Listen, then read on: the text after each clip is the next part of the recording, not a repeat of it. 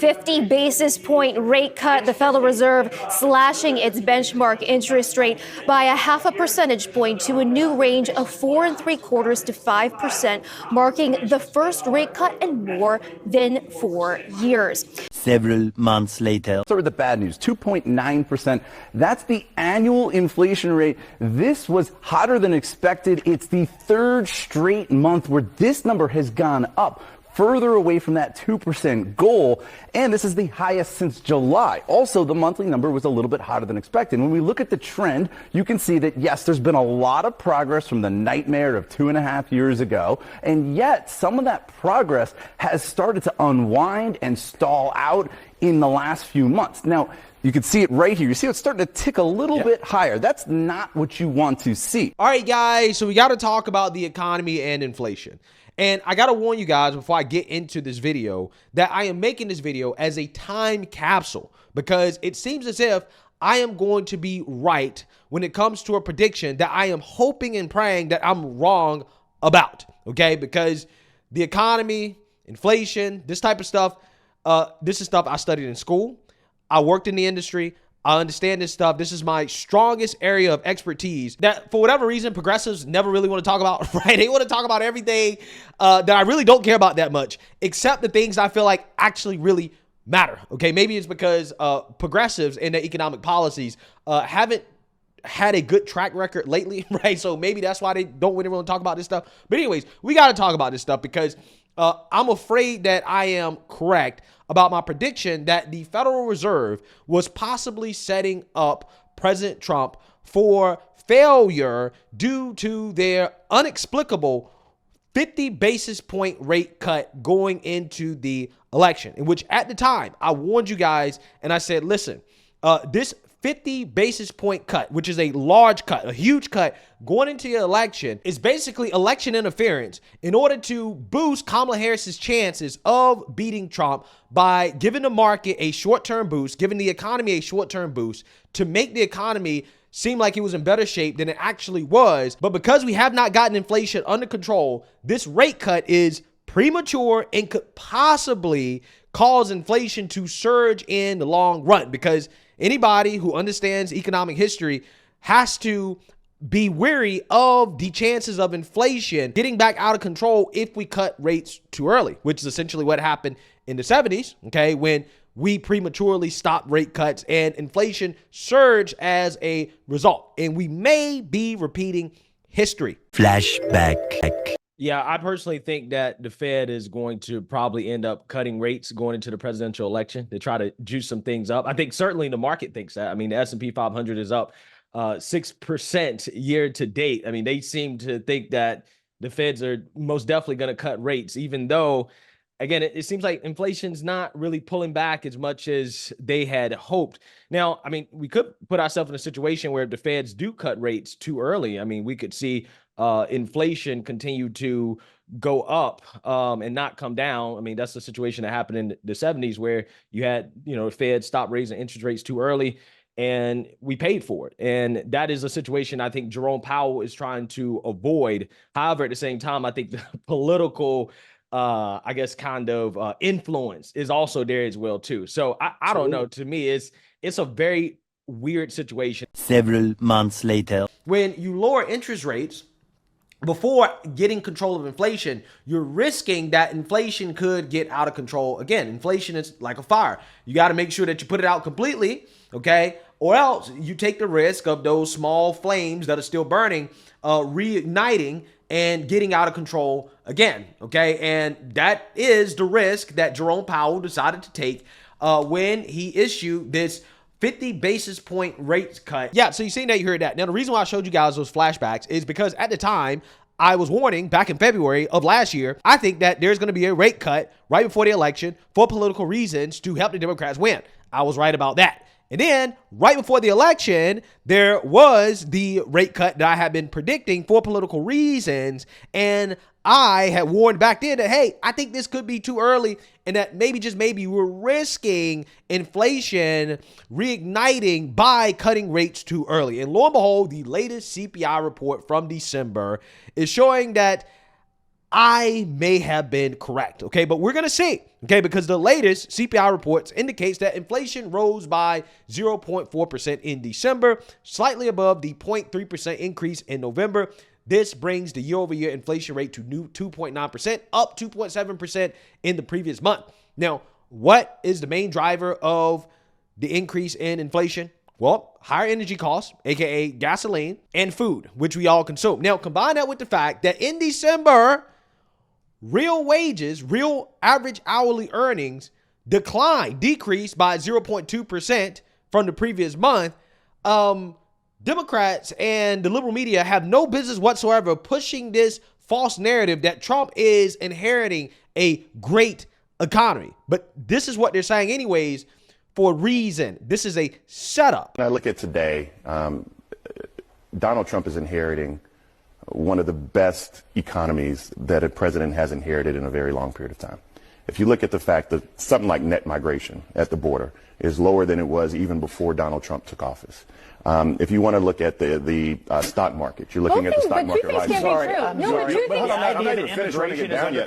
This is the first time. The border needs to be secured further, and this number can be accurate. This is the first time. Talk about what he's left on the border. He wants to talk about what he's left to on the economy. There was a robust report out of December on jobs. Unemployment down to 4.1%. President Biden says his policy decisions are finally paying off. Here's a bit of more he said on Friday. Sure.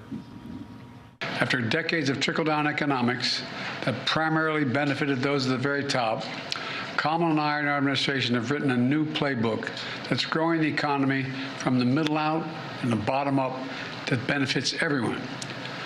The new playbook is working. Okay, so the December numbers were good. What kind of credit do you give him? Well, look, first of all, I wish Joe Biden all the best, but the fact is he has left us a dumpster fire, not just at the border, but also with the economy. First of all, we know that prices are way too high for many Americans. We have to work every single day to stabilize prices for American families. But Shannon, everything that he's bragging about ignores the fact that he has added trillions and trillions of dollars to the federal debt during a time of peace. He has left us with bond yields, meaning how are we going to finance that debt? We have to sell Treasury bonds. And the Treasury bonds have gotten more expensive because of Joe Biden's policies. So you go issue after issue. Oil prices are now shooting through the roof in the final 2 months of Joe Biden's administration, in part because of decisions that Joe Biden has made over the last few weeks. He actually hasn't left the American people in good economic condition. That's why they made Donald J. Trump the president-elect of the United States. So we've got a lot of work to do. I remain fundamentally, and you know this, Shannon, I'll always be an optimist about our country, but I think that that optimism has to start with a bit of realism. And the real truth is that Joe Biden has left us a dumpster fire. Donald Trump is going to have to put it out, but he's good at doing that. Okay, we're going to... Yeah, so what I'm worried about here is the fact that the mainstream liberal media is pushing this narrative that Joe Biden's economy is great going into Trump's inauguration and that inflation is under control and it is coming down, but yet it seems as if inflation is being set up to potentially surge again, not because of anything that Trump did or any Trump policy, but because of the Federal Reserve cutting rates too soon, right before the election, in order to try to help Kamala Harris win. So without further ado, let's get into it. We are back with some breaking economic data. Yeah, the December inflation report is out. It shows that inflation rose by 0.4% month over month. That's what you're seeing on your screen, and 2.9% year over year. Here to talk more about what it means for you, our economic dream team, NBC News business and data correspondent Brian Chung and Investopedia's editor-in-chief Caleb Silver. Good morning to both of you. So, Brian, expected. Those are words we don't utter terribly often these days, but that's what this is. Walk us through the numbers. Yeah, let's say the economists haven't been getting it right on a lot of things, but look, on this inflation report, they did get it bang on. They were expecting 2.9% for this inflation report. That's exactly what we got. And again, that 2.9% measures the price increases across the board between December of this year and December of last year. That is a pickup from the 2.7% we had seen in the November to November period. And if we zoom out and take a look at this chart of the yearly rates of inflation over the last year or so, you'll notice notice that 2.9%, that is continuing this worrying uptrend since the fall last year of the rate of inflation after what was a market progress in the spring to summer months of last year. So again, inflation, we want this number to go down. It has not been doing that over the last few months. Again, after the rate cut, which again, I said at the time that, hey, it's too early, especially for 50 basis points.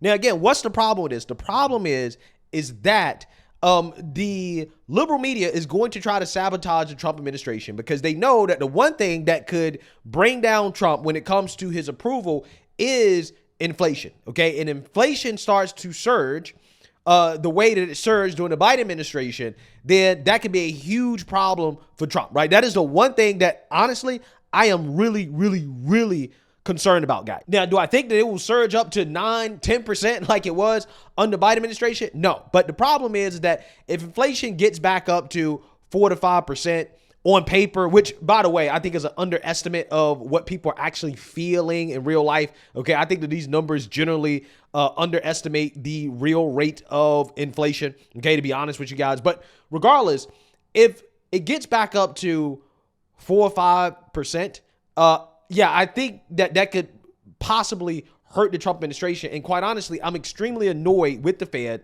with Jerome Powell in their policies, because they've shown to be an extremely incompetent institution, especially over the last few years.